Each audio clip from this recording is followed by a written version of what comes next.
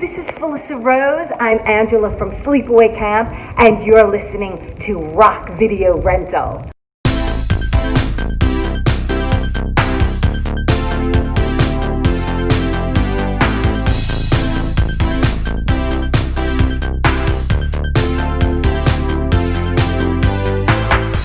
What's up, everybody, and welcome to Rock Video Rental. I'm Brandon, and with me, as always, is Caleb.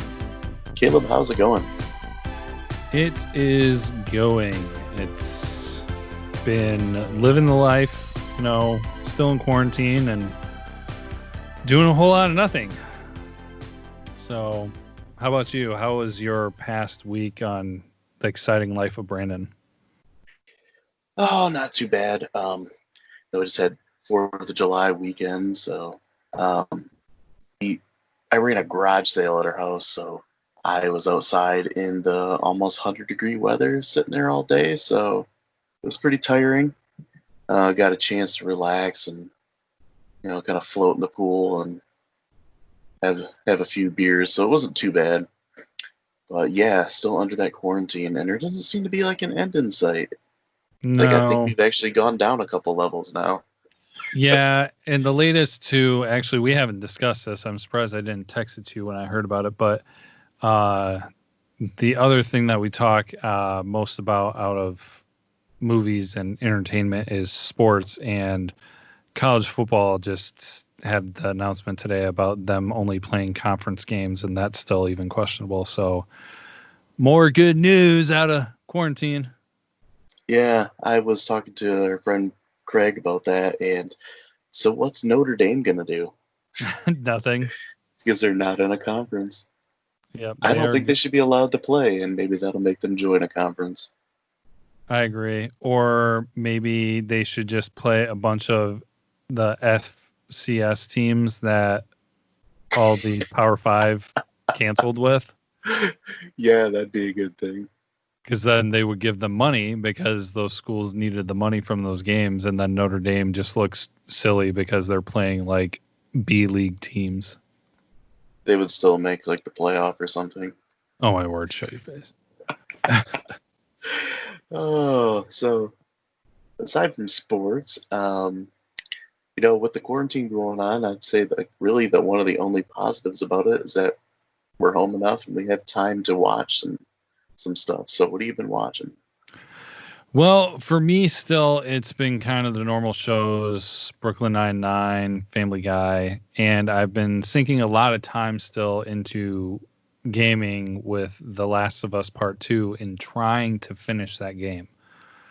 I don't know if I'm just like being really slow with it and doing way more than I need to, but it has taken a long time for me to beat the game, and I'm still not there. It's kind of like how we talked a few weeks ago about how some movies do that thing where it's just like, oh, it's done, it's not done. Oh, this is the ending. This isn't really the ending. Mm-hmm. And that's kind of what the game did. I thought I got to the end, and then they pulled a fast one on me and was just like, oh, guess what? There's more game to play. So I don't really complain because I enjoy the game, but at the same time, like I was trying to explain to somebody, I was like, I'm not annoyed that the game's not done, but there are just some questions I want answered. And I want to like feel like I'm progressing, It's kind of like when you're watching a TV show, you don't necessarily want the TV show to end, but you want some questions answered along the way. Mm-hmm. So I just feel like it's really drawn out. So I'll eventually get there and all that stuff. So, but actually speaking about The Last of Us and then what you've been doing or watching, I know you've got a little bit related to that too. Yeah, I finally started playing the original Last of Us. I downloaded it a few months ago now, wasn't it? When it was free on PSN. Yeah. Yeah. Finally had a chance to download it and start it. I got a little bit into it, and it's just the last couple of days I haven't had too much time to really play it. Mm-hmm. That's really all the gaming I've been doing. We've been continuing with Big Bang Theory. We're actually on the last episode, so we'll be finishing that tomorrow. Watched a little bit of Fresh Prince. I watched some newer seasons of Family Guy episodes I missed. Not like the latest season, but like the one before that. Okay. I realized I didn't watch that one, but I've watched the latest one. So it was kind of interesting to go back. And watched a lot of angry video game nerd videos lately. Been going back and watching those, and I kind of forgot like how much he used to swear like in the old ones. Oh, really? Yeah, like he swore like way more than he does now. He actually had a new one come out last week after we did the podcast, so it kind of got me back into it. Nice. Always lots of fun. That's pretty much it. So I guess we can get into Did You Know?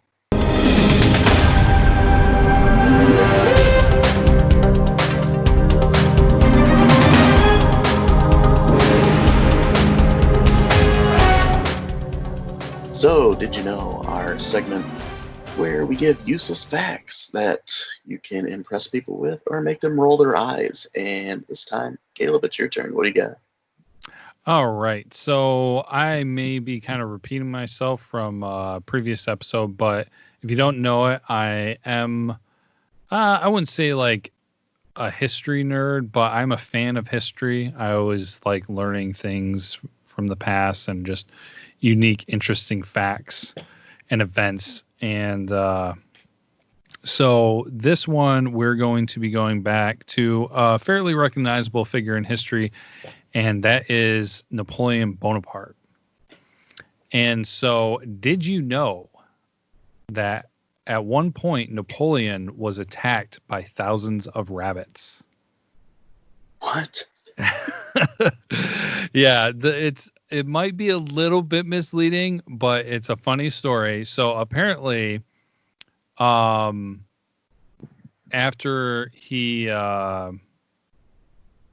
a military victory, I don't know which specific one of Napoleon's chief of staff organized a rabbit hunt as a form of a celebration. And so they got thousands of rabbits and they brought them in and they were going to set them loose. But instead of the rabbits running away to be hunted, they turned and attacked everybody at the party. And every time I'm thinking about that, I'm thinking of Monty Python, but and so they tried to, like, you know, everybody at the party tried to like scare them and get them to go and run off so they could do the hunting thing. But after failing to do that and the rabbits just like swarming over everybody at the party, Napoleon evacuated to safety.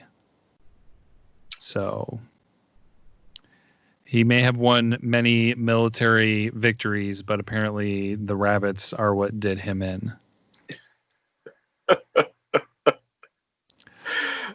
That's kind of hilarious. So I wondered where you were going with that. I'm like, okay, there's got to be a catch to it. Yeah, there was a little bit of a catch, but I'm pretty sure that most people tuning in have probably not heard that story. So for your health.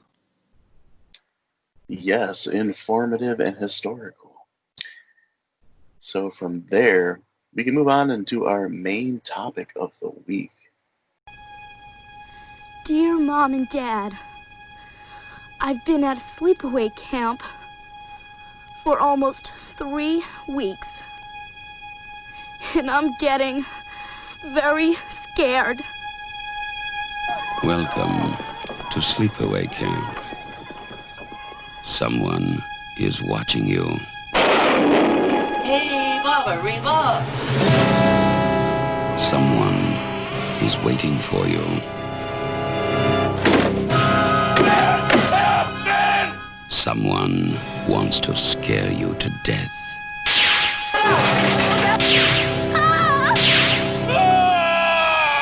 Turn it! Turn the wheel! Oh my God! Sleepaway Camp. You won't be coming home.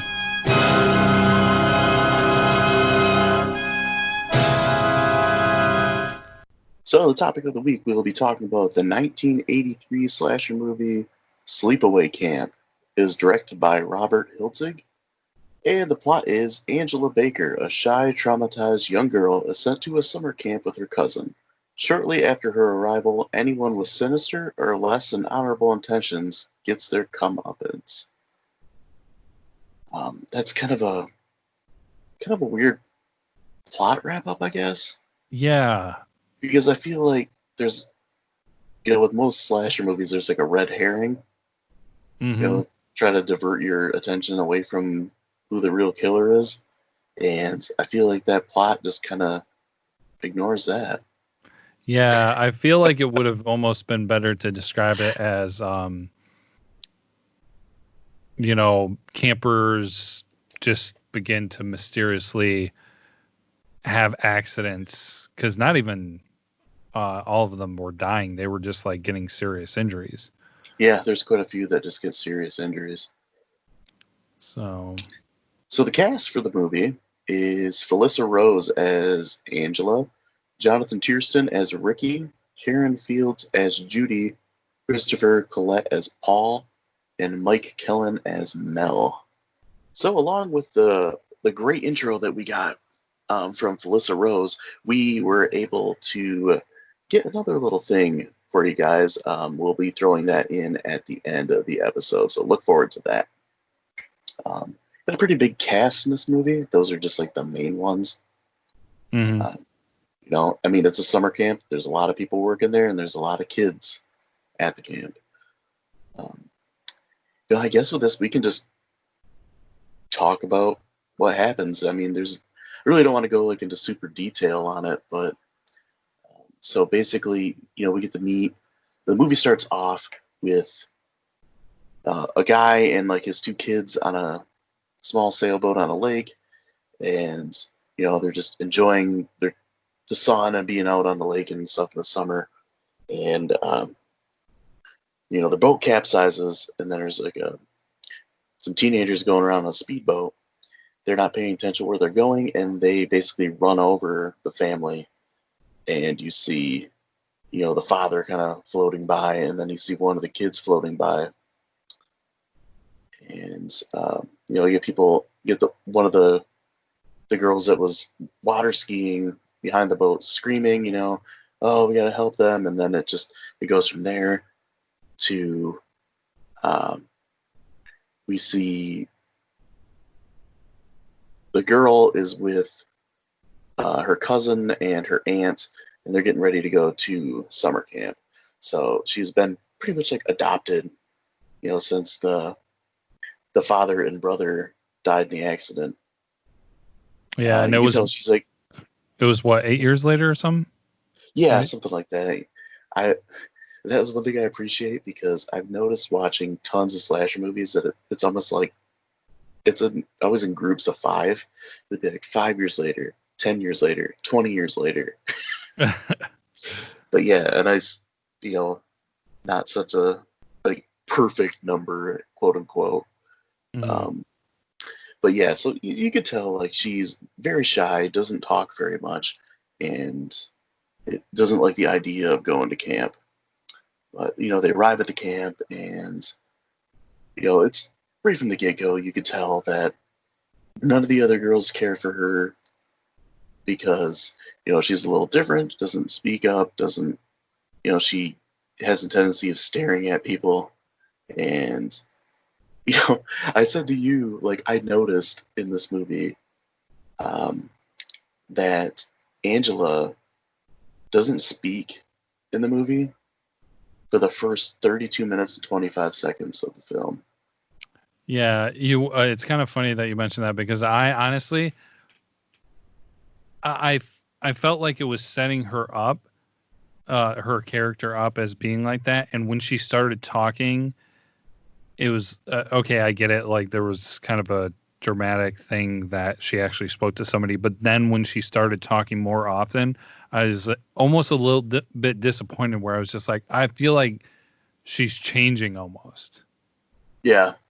You can see as she starts opening up a little bit to her cousin's friend, Paul, who ends up taking a liking to her and, she starts to like him too, and they have kind of like a little summer camp romance going on.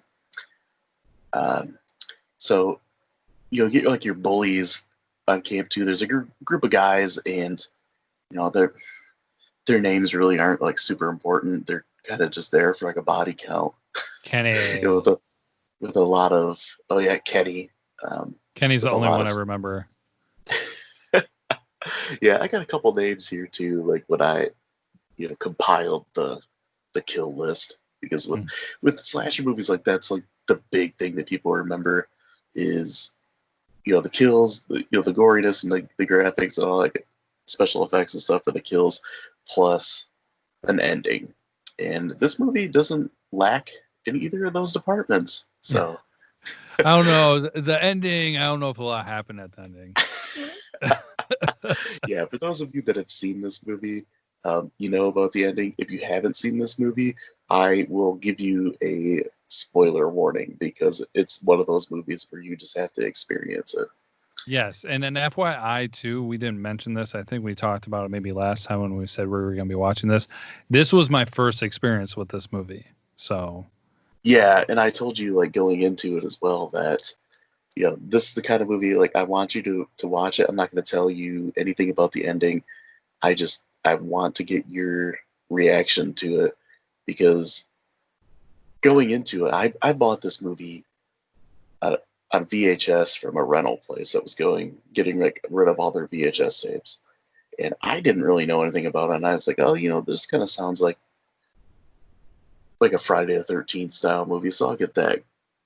And I was like part of a Facebook group back in the day for slasher movies, and people were like, oh, like Sleepaway Camp has the best ending, and like no one would say like what happened in the ending, like, oh, like don't give away the ending, like people should just watch it. So I sat down with my roommate and we watched it, and we're both just kind of like shocked at the end, but we'll talk about that. Yeah. We'll get there. We'll definitely get there. Yeah, we'll get there.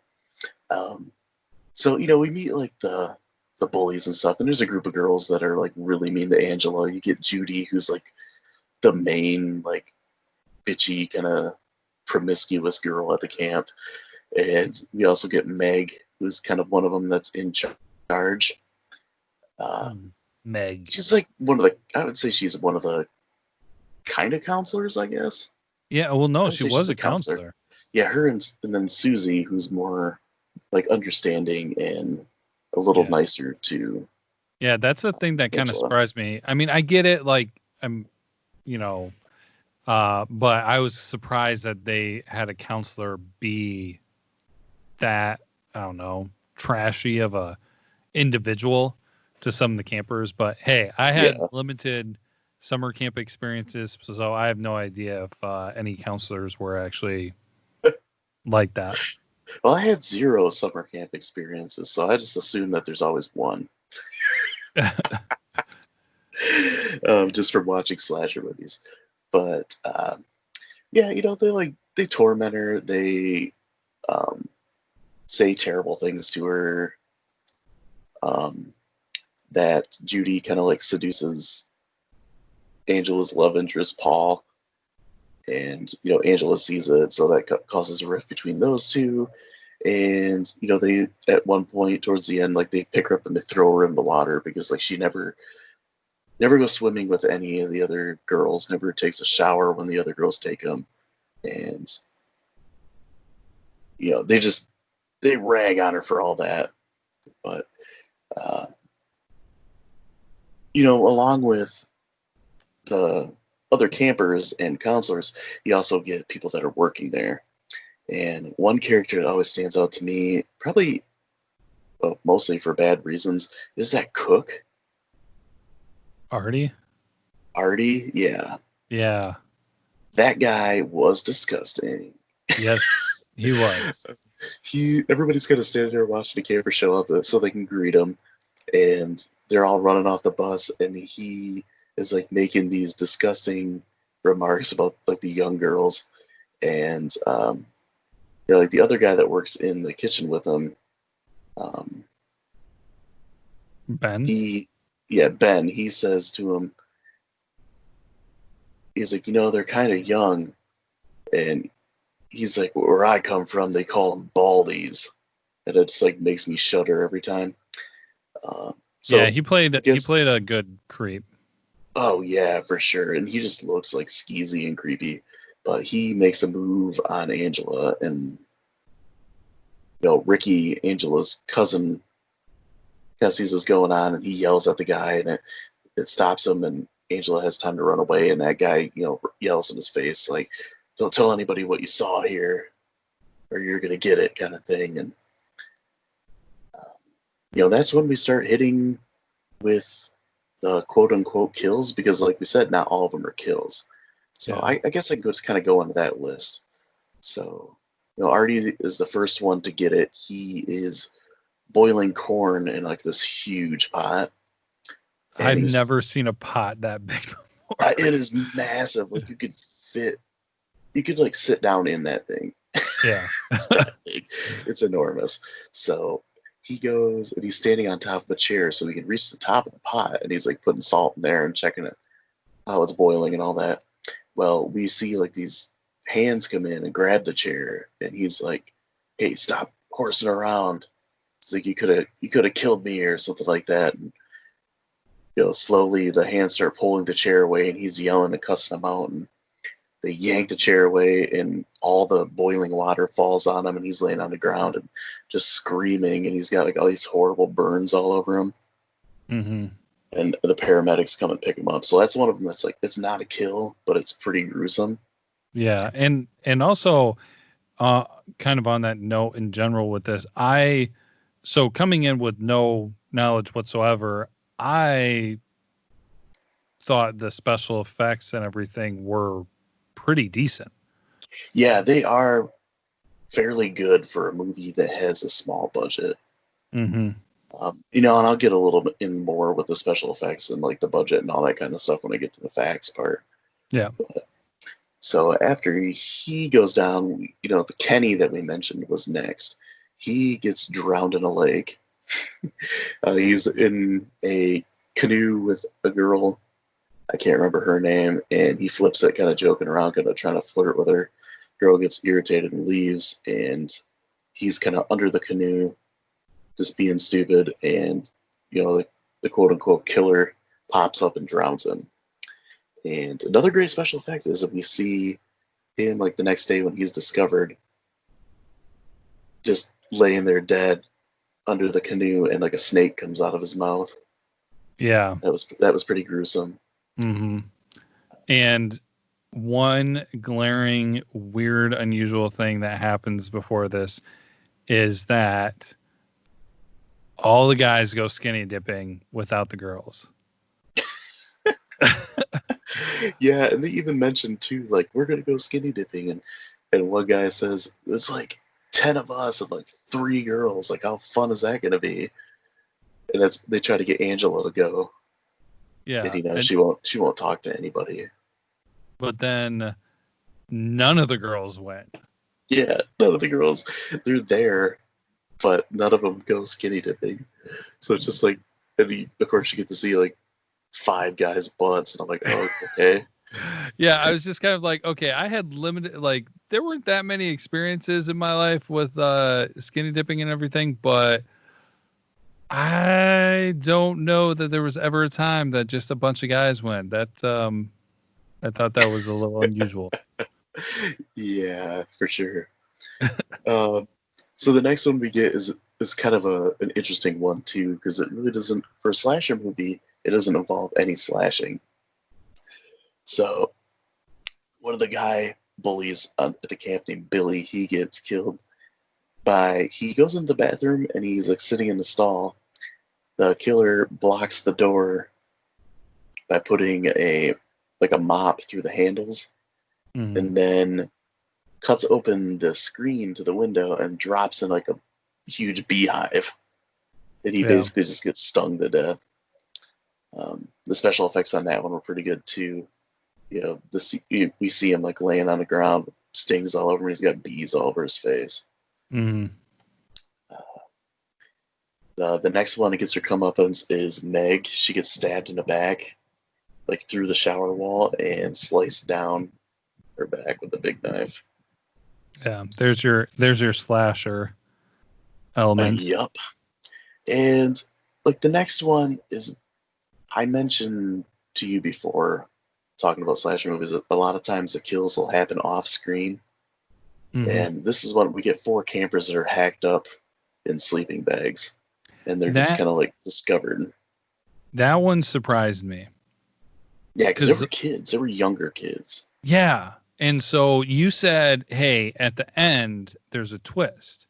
Mhm. And so I was trying to think of different things and like keep my eye out for different things. And then when it showed that the kids were looking like they were going to get killed, I was just like, is this it? And I was just like, it seems really unusual to me that such young kids would get killed in a slasher movie. And I was like, no, that's not extreme enough from the way that you were presenting it. But I mean, again, for anyone who might not have the context, I don't have the horror movie background that Brandon does. So I didn't know, like, I don't think I can recall another slasher movie that, young kids were killed in. So I thought that was kind of unusual too. Yeah, it surprised me the first time I saw it as well. So the next one is Judy finally gets her due. She gets smothered with a pillow, and then probably one of the more gruesome kills in a slasher movie. She gets a curling iron like inserted between her legs. Yeah, that was. I mean, they filmed it well and everything because you knew what was going on. But it was just that one will stick with you. Yeah, apparently. So her death was originally way more graphic, and she fought more during it, and it was more kind of in your face, and it had to be cut back so they could keep the R rating. Oh dang! Yeah. So I'm not sure if like the original filming is still around, or if that was just something that was written out and they just cut it back while they were filming. Mm-hmm. But, and then the next one to go is Mel. He is the owner of the camp. He gets shot in the throat with an arrow. Yeah, that was kind of I don't know if I would say surprising. It happened so fast because I was kind of waiting for the way that they had done it before. They kind of like cut away and come back or something with the special effects and everything. That was really quick, and I couldn't tell exactly. I only watched it once. I didn't go back and rewatch it, but I was really kind of curious how they pulled that out because they did a good job with pulling that off. Yeah, I agree. Yeah, it was pretty well done, and like first time I saw it, I didn't see that coming either. And then the last death, we will get to that one in a little minute. So we mentioned before that Angela and Paul kind of have like a little romance going on, and there's a part where that always stands out to me. So Angela and Paul are like kind of messing around, wrestling around with each other, and he's like trying to make out with her, and she's obviously not having it. And then she has like some flashback of her sitting on a bed with, I'm assuming is Ricky. Is that who it is? Or is it her brother? It's got to be Ricky. Okay. And he's like, they're both sitting there kind of looking at each other, and he's like moving his finger like closer and closer to her. And then once he's about to touch her, then she freaks out and like pushes Paul off her and runs away. Mm-hmm. And, he apologizes and everything for it. And she just doesn't really want anything to do with him. And that's when Judy like seduces him and they kiss, and Angela sees it, and he feels bad because that wasn't like his plan, so he kind of runs after her, and he apologizes, and she says wants him to like go swimming at night and meet me by the water at such and such time. So he decides to go and do that. And he's all excited, and he's like, oh, I finally I've kissed this girl now, flew around a little bit or something. And that is when we get to the crazy ending. So, that's when they start realizing that all these people have been killed off. They're trying to find, it's like, there's a killer here. Everybody needs to stick together. We need to get everybody, in their cabins while the cops, look for this killer. And they're like, oh my God, where's Angela? And they're like, well, she's down by the beach with Paul. So they walk down there. Well, when they were looking, there was a funny thing, and I'm wondering if you kind of picked up on it when they were having that conversation about like, oh my gosh, somebody's killing people. Yeah.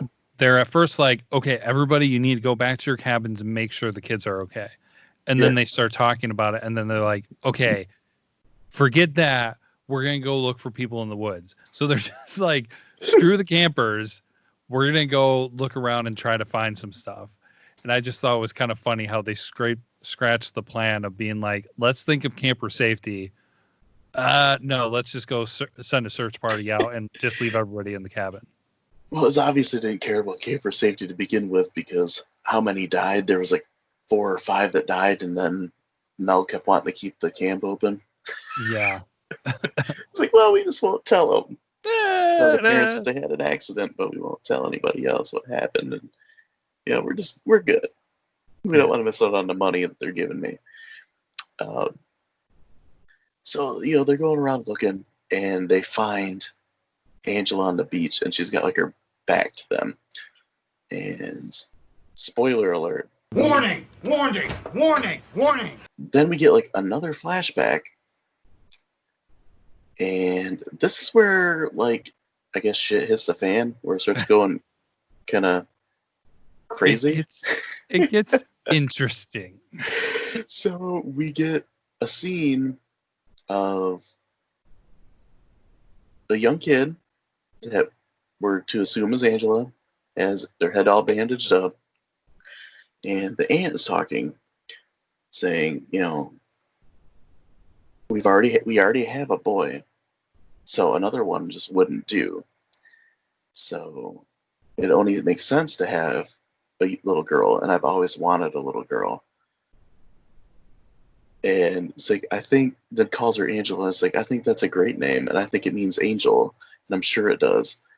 And then we cut quick from that, and all of a sudden Angela stands up, turns around, and has like this deranged look on her face. And she's standing there with a knife in her hand, naked, holding Paul's severed head, and she is obviously a guy. Yeah, it was pretty evident that she was a guy. Well, let's just say, in the words of Always Sunny in Philadelphia, she was hanging dong. Oh, man. And they're just like, oh my God, like, she was a boy? And then they zoom in on her face, and it does like this weird fade out, and that's the end of the movie. Yes. And so with that, I found it interesting that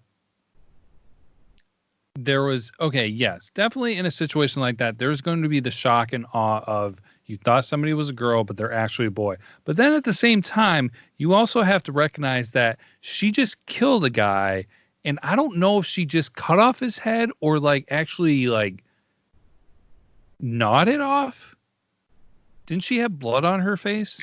Yeah, she had blood all over her pretty much. Yeah. And, we have to mention too that this whole time they made it seem like she wasn't quite right. And there was something that happened in her past that has like affected her deeply. But at the same time, her cousin Ricky has really bad anger problems. Mm-hmm. So people are led to believe, especially Mel, believes that Ricky is the one killing people, and he actually like, beats Ricky down. Yeah, just the first time I saw this movie, that ending, I was just like, because it happens so fast. It literally happens in like the last 5 minutes of the movie, and there's nothing after it. And, we've talked before about movies not knowing when to end. This movie was perfect with that. Yeah. They had the reveal at the end. They didn't explain, they explained it, but they didn't, over-explain it, I guess. And they didn't have, any follow-up with it. It was just like, she's a boy. She killed this kid. This is why, she's dressed like a girl. And Yeah. And like, it's a movie like I watched, and after the ending, I sat there and for a while and just like, what did I just watch? Like, what? yeah, you and I were talking about just a little bit earlier today, and I was kind of like, this is a decent movie. Mhm. But like, if you just look at it up until the end of the movie, the ending like sets it apart. I mean, it just, I don't know if I would say iconic exactly, but there, especially for me, I know you've seen a lot more than I have, but there is nothing quite like it. It sets itself apart. It is going to be memorable. If you see it at once, you are not going to forget it. And the ending, as you were saying, yeah, they did a great job with it. They didn't make it too long. Like, honestly, with some of the scenes too that they had in here, I felt like they kind of drug things out a little bit longer than they needed to. But that ending was really well done. Like, they kept it ambiguous enough that you didn't quite know exactly what was going to be coming. And then they did the reveal, and it was really fast. And then end of movie. They didn't go into, does she kill anybody else? Does she get caught? What happens? It was just like, this is what it was all leading up to. Now you get the answer of who was doing this and kind of like why they were messed up and everything. And that's it. Yep. And, it's a movie too, like now that you know the ending, you look back and you notice like all the subtle hints of what the ending's going to be. Yes. But absolutely. I've never really talked to anybody that's seen this that saw that coming.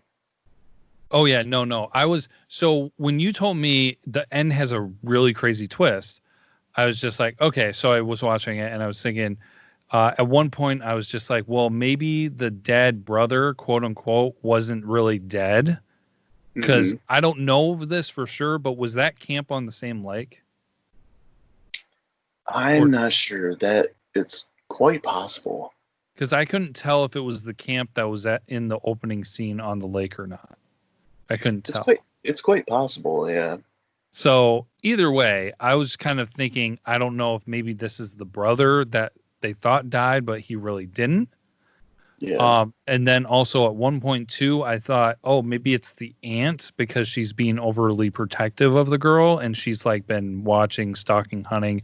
But then I realized that when the first guy got attacked, he referenced the person as a kid. So I was just like, okay, well, that can't be that. So yeah, no, nothing that came to my mind got me even close to what the twist was.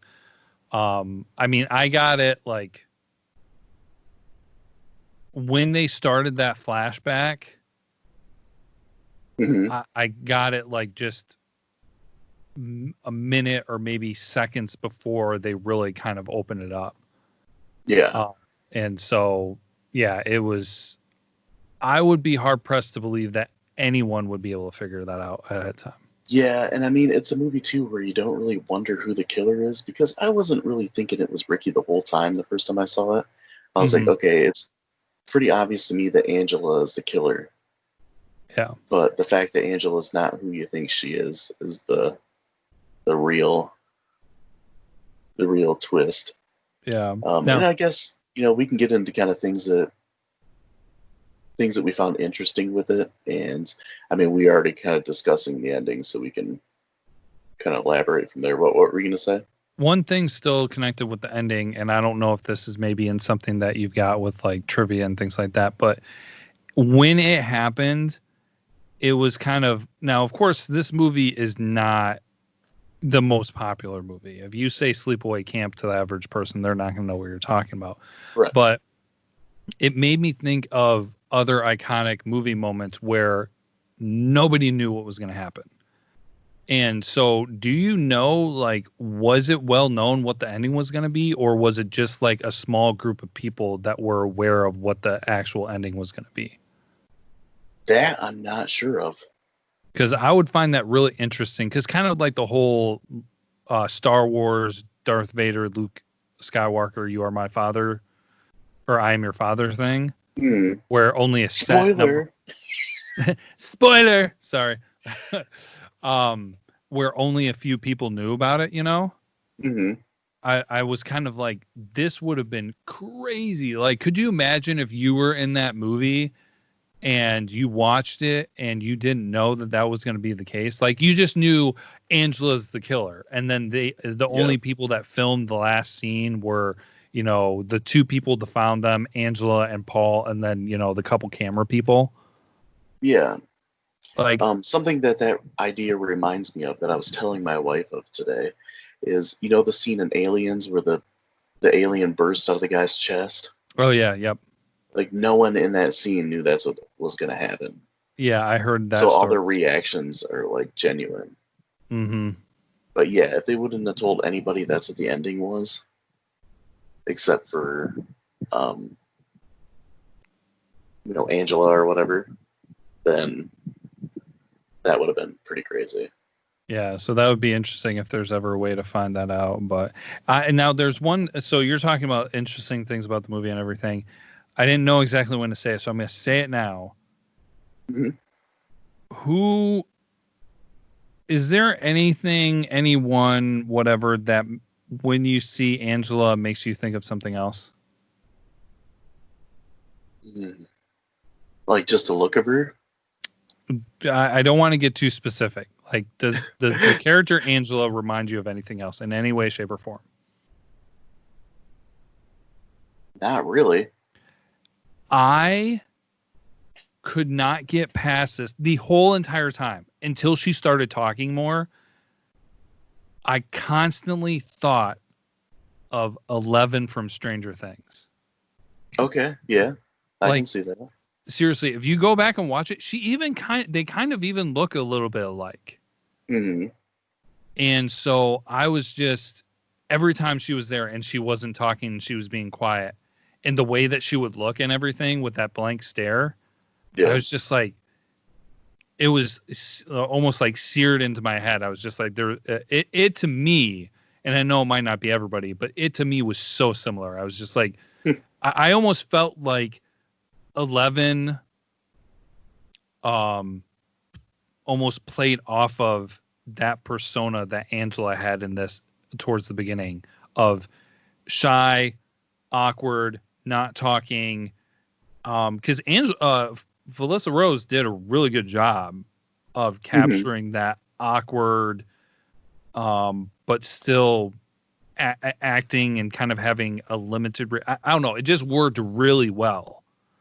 And I felt the similar way when 11 was doing stuff in Stranger Things, especially the first season and all that. So yeah, that was something that was in my head the entire time when I was watching this movie. So yeah. I might be the only one. No, that's pretty interesting, and I never really thought about that, but I see it now that you say that. So what are the other scenes that I never really understood and doesn't ever really get talked about? Because I mean, when this movie, people always talk about the ending. Mm-hmm. So what about the scene with her dad and another guy in bed? Yeah. That flashback? What was going on with that? And her and her brother were watching? I don't know if that was just them trying. Well, okay. It's so actually, no, shoot, I'm trying to remember now. So maybe in that part where the boy was about to touch the girl, maybe that was her and her brother. Yeah, I think it might have been. Or actually, technically then that would be him and his sister. Mm-hmm. But I think as far as the standpoint of their dad in the bed with another guy, it felt like that was kind of setting it up for maybe why was Angela, the boy, having a relationship with another boy when she knew she was a boy originally? Yeah. And kind of maybe that kind of what set that up, or where that thinking came from, and some things that just added to that. Not even to mention when you were talking about the aunt, that she was completely crazy. Oh yeah, completely and utterly nuts. Like you explained a little bit about her, but you didn't mention just to kind of let people know if they haven't seen it. Like the aunt, totally crazy, and she Yeah. reminded me of that witch in Troll 2. That she took it a little bit far. Yeah, you mean her acting? Yeah, like I almost Yeah, felt like part of the time she was yelling too. Yeah, my note said that she completely devours the scenery. Just chews it up. Yeah, I think maybe the actress was like in plays more than she was movies, because I know like when you do plays you have to kind of project Oh yeah. your voice more. So sometimes primarily play and like Broadway actors have a harder time with film. But either that or she was just some random person that they got that was just terrible at acting. Yeah. But other than those, I was just kind of taking notes as I watched this, and I've watched this movie in the last couple of weeks maybe 3 times to kind of try to. It's one of those movies that you can pick up on different things every time you watch it. Oh yeah, I'm sure. Yeah, and I wasn't like actively watching it. I kind of just had it on in the background. But one thing I noticed is like the short shorts are like super strong in this movie. Oh my gosh, yes. There are so many short shorts. The 80s were so strong in this. Yeah. And so I said there's more short shorts in this than a 1980s basketball game. And kind of like a continuity error. So there's a scene where they're like in the mess hall, and there's 2 guys sitting next to Judy talking to her, and they cut to Paul and Angela talking, and then they cut back to Judy, and it's 2 different guys. Oh really? Than what were there the first time. Yeah, they're sitting in like the same position. Nice. Maybe they were just trying to drive home the idea that she gets around. Yeah, and another thing I texted you before I even put this movie on the list, and I watched it like a month or so ago, the cop. So when he shows up the first time, the cop has a normal mustache, like a natural mustache, and it's brown. Oh, he does? Yeah. And then the next time he shows up, when he discovers Judy's body, he has a fake mustache, and it's horribly fake. Oh, yeah. And it's black, and the guy's got brown hair. Apparently, like, that actor was off, like, doing some other movie, and he shaved his mustache, and then they had to bring him back for, like, another scene. Oh, gosh. So they put a fake one on him. I was wondering what the story was behind that, but I actually didn't realize, like, because they never did. Well, actually, no, they did do pretty close up. I guess I just didn't notice because I wasn't sure if it had been fake the whole time or if they just kind of kept their distance enough at the beginning so that you can tell it was fake. But yeah, it was definitely real the first time, and then the second time it was a really bad fake mustache. Yes, it was. Like as soon as, because I think you really saw it when he stepped out of the cabin. Yeah. Is when it was close up, and it was just like, boom, in your face. It's like they took a piece of electrical tape and then cut fringe into it. That's how bad it looks. So we talked a little bit about the acting and how the aunt is pretty over the top and pretty bad. But Felissa Rose does a really good job as Angela. I mean, she doesn't, like I said, she doesn't talk for like the first half hour of the movie, but just like her mannerisms kind of gives that creepy vibe. At the same time, a girl that obviously is like emotionally scarred and has a hard time like letting her guard down and interacting with other people. Mm-hmm. I thought the Jonathan Tierston as Ricky did a really good job too. Yeah. As like kind of the protective, almost acting like an older brother because he grew up with her. So I thought he did a pretty good job with that, and he's got some good personality, and he's kind of like fun-loving guy, but he's got a bad temper. And Karen Fields as Judy was great. Yeah. Like, she is such a bitch in this movie. She did such a great job. Oh, yeah, for sure. And she's there's a couple times where like her delivery on lines were, relatively bad, but this was early in her career, so she didn't have very many roles before this. And the whole cast for this movie was a bunch of relatively like unknowns.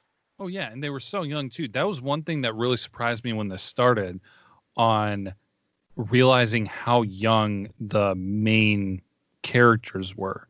Like I was expecting, like high school students, or, focusing more, again, like I said, since I didn't know anything, that there was going to be a focus on counselors or something. Yeah.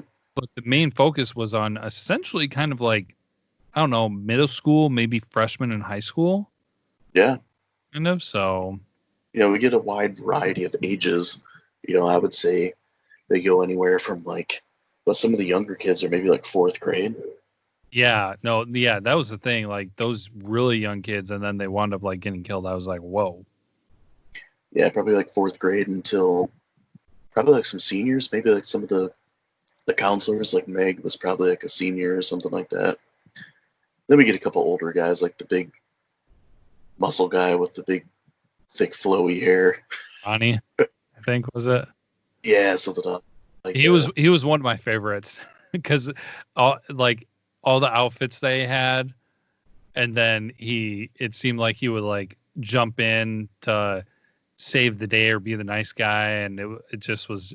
I thought he belonged on Baywatch. Yeah, I can see that. Yeah, kind of just meathead, but he's got like a soft side. Yeah, he was always trying to be the nice guy, the peacekeeper, and so. Yeah, Baywatch. That's I could see him fitting right in there with Hasselhoff. But, yeah, I loved all the crop tops too. Oh yeah, guys in crop tops, crop tops and short shorts. Oh man. Yeah, I mean, and we also mentioned the guy that played Artie. He did a good job as well too, because he was just creepy as heck. Mm-hmm. So, I mean, I guess I can get into some of my facts, and I got quite a bit for this movie because it's such an interesting movie, and so many things that went into it. So I'll get with some of the cast here. So the guy that played Ben, do you know who that is? No, but I see his name, and now I'm taking guesses. His name is Robert Earl Jones, and he is James Earl Jones's father. Oh, really? Oh, man. I thought I it was did not know that until like a week ago. That's and crazy. It blew my mind.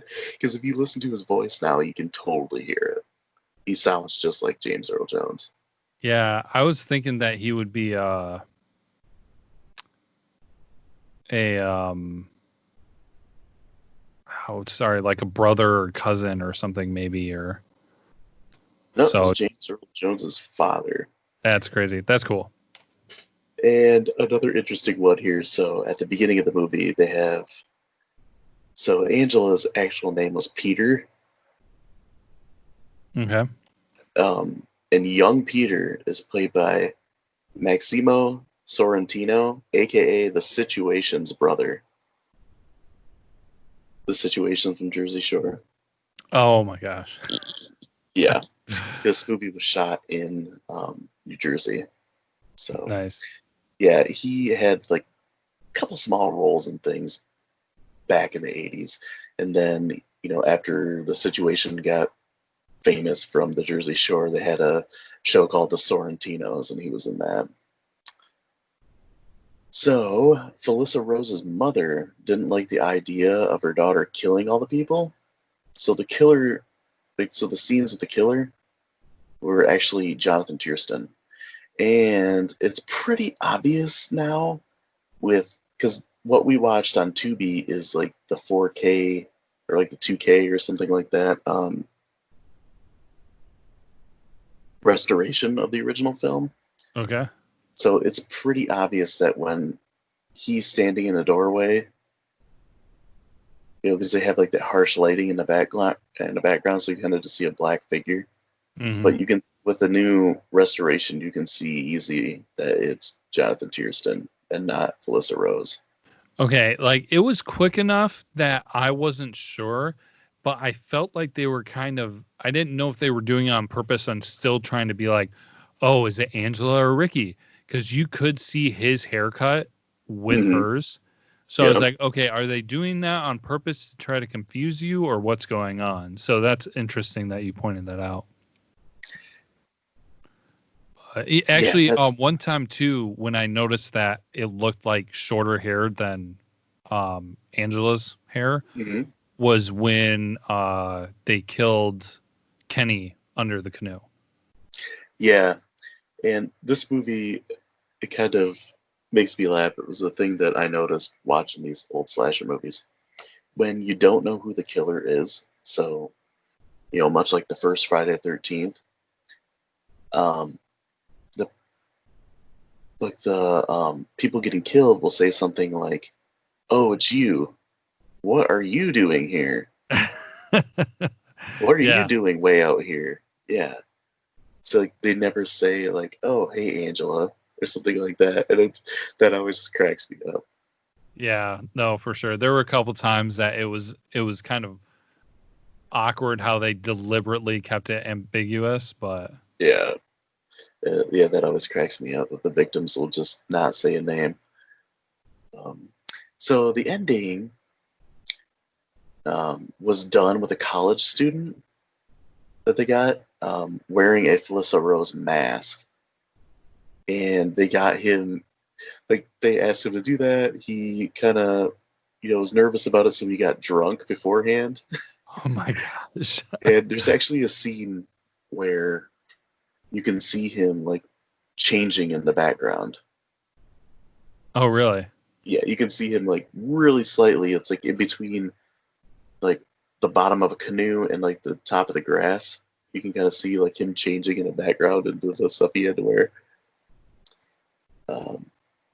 So another interesting thing too with the ending, there is a movie from 1992 called The Crying Game. Okay. Which has a very similar ending.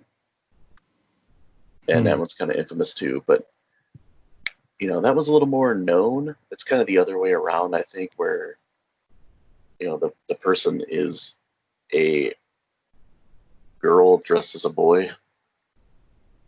Okay. But yeah, it kind of goes unlooked that a lot of people don't realize that Sleepaway Camp did it first.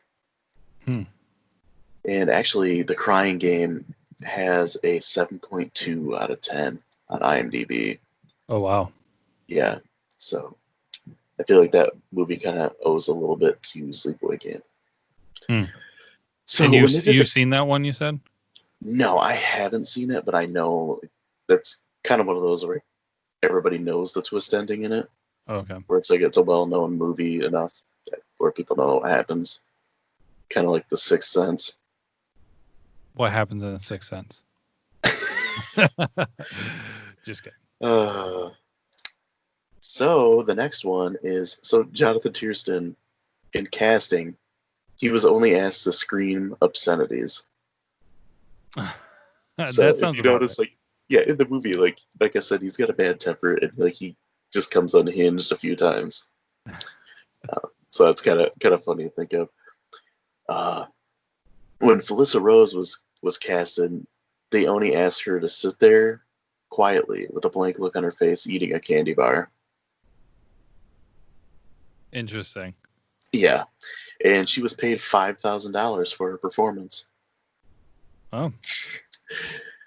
So another casting thing here. So Judy was originally going to be blonde, and she was going to be played by Jane Krakowski. I don't know if you know who that is. She's in 30 Rock. Okay. She's the blonde woman in 30 Rock. But when Karen Fields auditioned, they liked her like so much and thought that she did such a great job that they changed the script to make her have brunette hair. Well, she did do a good job. Yeah, she really did. It's kind of interesting to think of how Jane Krakowski would have done. But, yeah. At the time, she was in National Lampoon's Vacation as one of Cousin Eddie's daughters. Nice. Yeah. So this movie was shot in the early fall. And you could tell that by the opening title slide. but the rest of the movie, like all the brown leaves, they've spray painted green to make it like summer. Nice. So at the beginning of the movie, there's a whole bunch of campers getting off the bus and running towards the camp. That was mostly Felissa Rose's family. Oh, really? Oh my God. Yep. That's And funny. scenes where they had people that were, like the paramedics and everything, were actual paramedics from the nearby town. And some of the extras in the movie were just like people from town that wanted to be part of the movie. That sounds about right. A lot of those smaller movies do some of that, but that's funny about her family. Yeah, because the budget for this movie was only $350,000, and it made $11 million in the box office. Wow. Yeah, and it's it just had to be word of mouth with a crazy ending. Yeah. And at the time, 1983, the slasher movie was like huge at the time. Because Friday the 13th was already out, and things like Prom Night and The Prowler, My Bloody Valentine, and all that stuff, and 2 Halloween movies by that time. So I mentioned too with the Artie's quote unquote death, where he gets basically boiled. The way they did that is they propped him up on a fake floor, and then he had obviously makeup and latex things attached to his face, and they were on the other side of the board that he was propped up on. There was an effects people like pumping in liquid gelatin into the blisters he had on his face to make him pulsate. I was wondering if it might be something like that. Yeah, I found that kind of interesting. Mm-hmm. So the last one I've got here is Mike Kellen. He was the actor that played Mel. He was like super like greatly ill during the filming of this.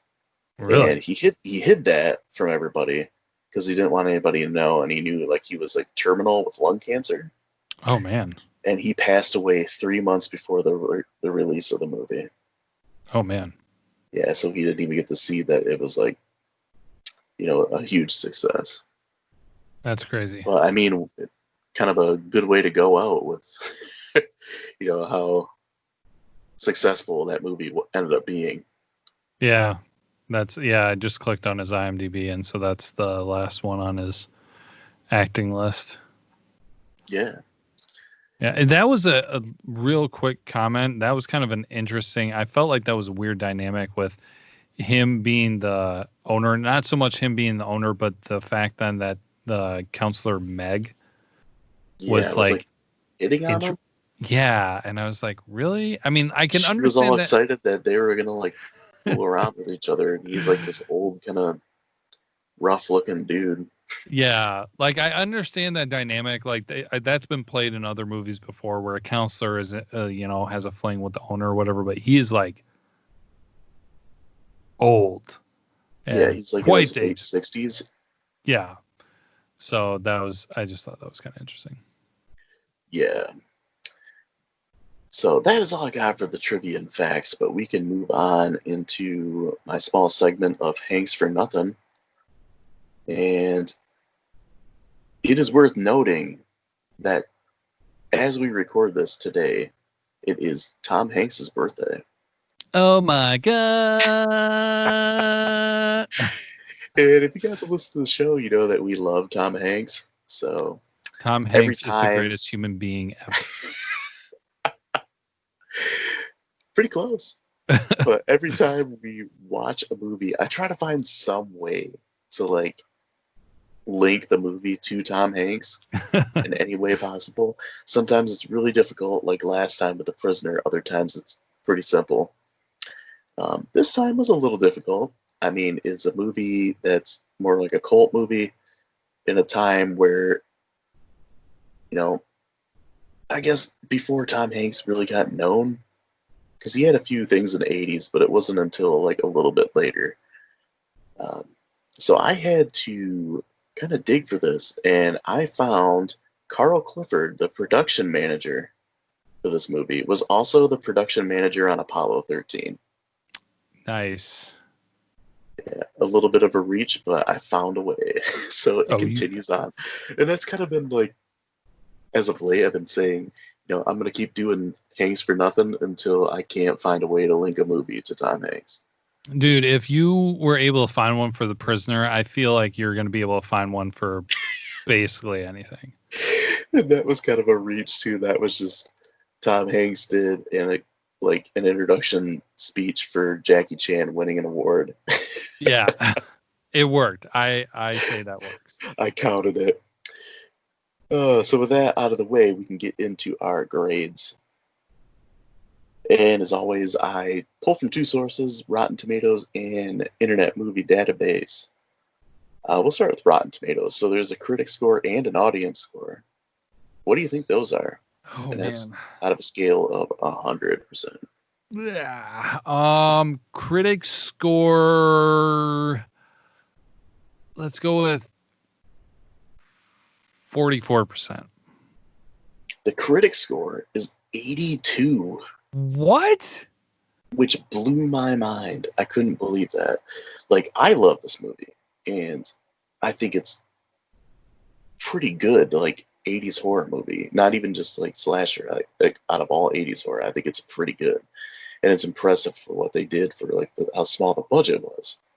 Mm-hmm. But I didn't see this as a movie that critics would look kindly on. Yeah, I didn't either. So that's why I was thinking. Like, usually the critics for Rotten Tomatoes are so, I don't know, just stuck up about movies. So Right. that blows my mind. And what do you think the audience score is? The audience, I was gonna shoot higher. Man, I don't know. I'm kind of thinking. I'm expecting that the critics might have a better score than the audience for this one. I would say like 69%. You're really close, as 60%, which I was a little surprised by. I thought it would be higher. Yeah, I was between 69 and 67, so within 10, that's not too bad. Yeah.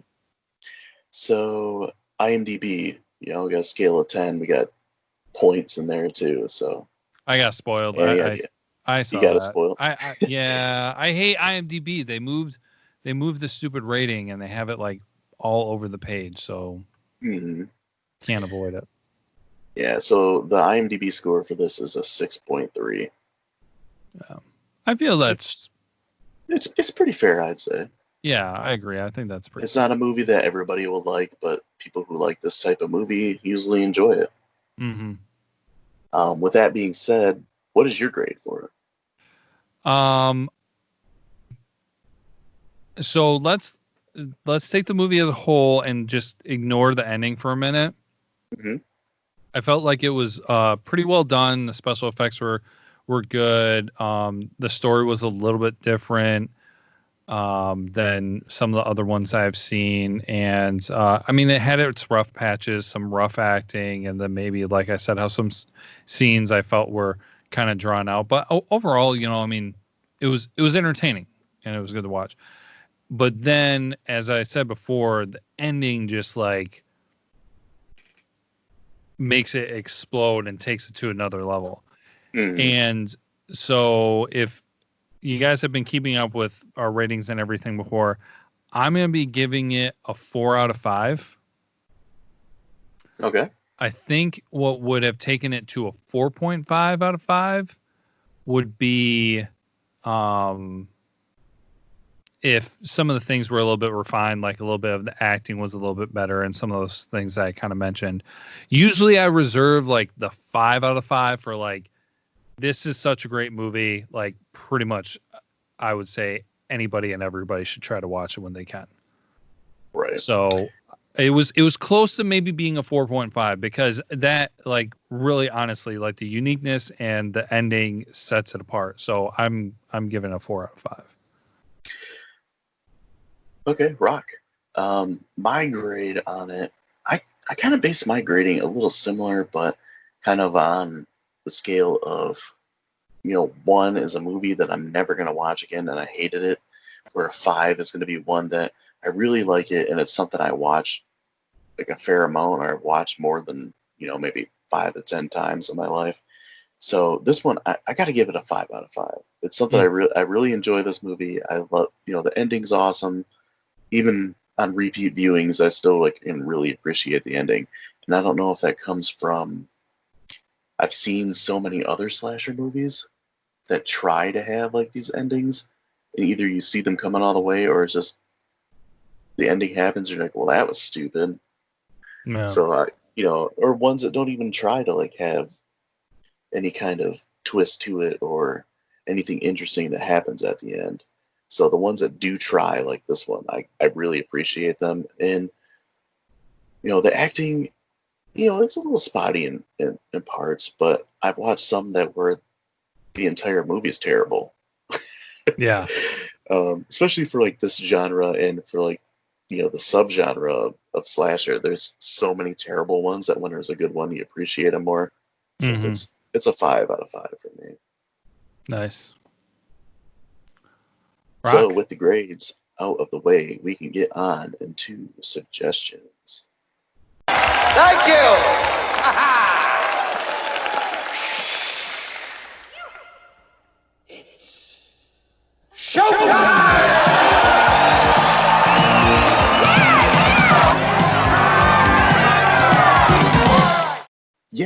Yeah.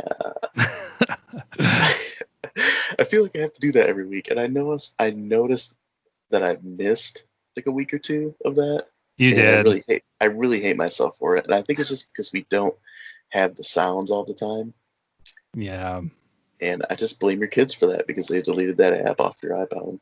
You can blame them. I'm hoping as time goes on, we'll get that back. But all right. Well, until then, I'll just keep saying that.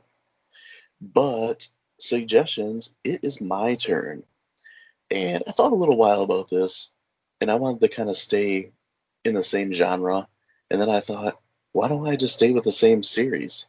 Which I was talking to you today, and you didn't realize there were sequels to this movie. Yep. So there are 3 in the original Sleepaway Camp series. The first one that we just talked about. Then there's part 2 called Unhappy Campers, and then part 3, Teenage Wasteland. These are both more of a comedy horror, but they're so like corny and ridiculous that they're great. And they're one of them, like you can't take them like super seriously, and the kills are pretty hilarious. There's one, and I believe it's part 2, where a girl gets drowned to death in an outhouse. But unfortunately, Felissa Rose wasn't brought back as Angela in these movies. They got Bruce Springsteen's sister, Pamela, to play Angela in these movies. And she's a little quirky and kind of funny. So it just kind of adds to the whole thing. Definitely the first one's the best of the whole series. But if you're looking for something a little silly and kind of offbeat, check out the other 2. The whole series is on Tubi. So, and I believe they're also on Amazon Prime. I really enjoy the third one. The second one's pretty good too, but I really enjoy the third one, and I'm not sure why, because I would say most people would say it's probably the worst of the bunch. But if you're looking for just something stupid and fun to watch, check them out. They're both like maybe an hour and 20 minutes long. They're not like super long. But with that, we can move into our last segment, which is our quote face-off. I'd like to take his face off. Yes. You want to take his face? Yes. His face. So for quote face-off, we decided since today is Tom Hanks' birthday, we would go with Tom Hanks quotes. And since I'm hosting, Caleb, you're up first. What do you got? All right. So there are so many to choose from. I didn't want to go too iconic just because, they get, I wouldn't say they get overused, but I wanted to get something that was a little bit off the beaten path. And this was from, probably one, if not the first Tom Hanks movie I saw, and that was 1988 Big.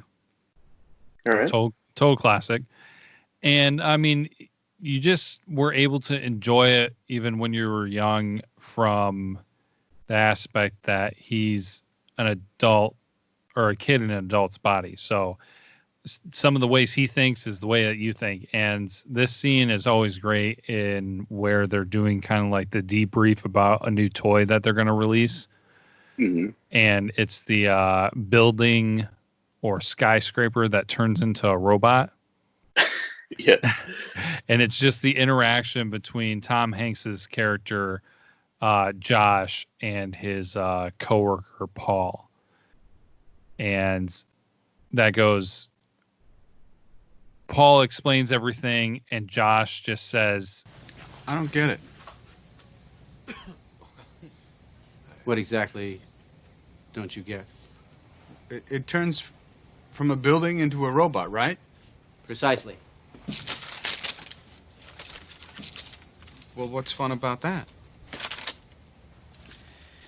Well, if you had read your industry breakdown, you would see that our success in the action figure area has climbed from 27% to 45% in the last 2 years. There, that might help. Oh.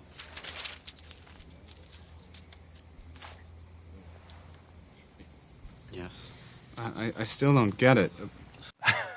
Yeah. Yeah, classic kind of interchange from the movie. One of my favorite parts in the movie, actually. It's funny that you went with one of his comedies in like a family-friendly comedy, because I did as well. But I went from the classic Toy Story. I've watched it quite a bit lately because my daughter's really been into it like the last month or so. And I don't know, it's one of those you don't really pick up on as a kid. mm-hmm. And Pixar is kind of known for that. Things like Pixar and SpongeBob are really good at putting jokes in there that only adults are going to understand. And this one, it comes from like a back and forth that Woody and Buzz Lightyear have. And it starts off with Woody saying, "We're all very impressed with Andy's new toy." Toy? T-O-Y. Toy. Excuse me, I think the word you're searching for is Space Ranger. The word I'm searching for, I can't say, because there's preschool toys present. I forgot about that one. Yeah, every time I hear that, I laugh. And it's like, as a kid, I didn't really get it and didn't really pay attention to it. But as like an adult watching it with my daughter, it makes me laugh. Oh, yeah. Yeah. That part always cracks me up. So, we have like a little special thing here at the end. We were able to get a hold of Felissa Rose, and she was willing to answer a question for us, and we're really grateful for that, so we thought we'd throw it in here at the end. Thanks for listening to the episode, and as always, be kind, rewind. Thank you so much. I would have to say my favorite memory from Sleepaway Camp was hanging out with the whole cast, because everyone was super young and fun, and we would have parties like it was really Sleepaway Camp. But I also wanted to say to you, meet me at the waterfront after the social. Mwah! Big hugs and love.